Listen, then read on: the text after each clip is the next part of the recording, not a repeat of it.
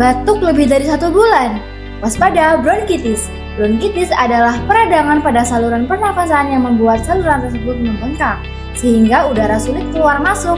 Gejalanya meliputi batuk berdahak yang tak kunjung sembuh, pilek, demam, suara nafas berbunyi, nyeri dada, dan sakit saat bernafas atau batuk.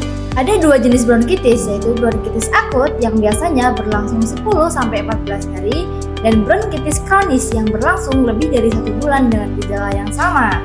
Cara mengatasi bronkitis yaitu yang pertama, hindari paparan asap rokok dan polusi udara. Yang kedua, jaga pola makan bergizi dan minum cukup air. Yang ketiga, pastikan udara sekitar tidak terlalu dingin.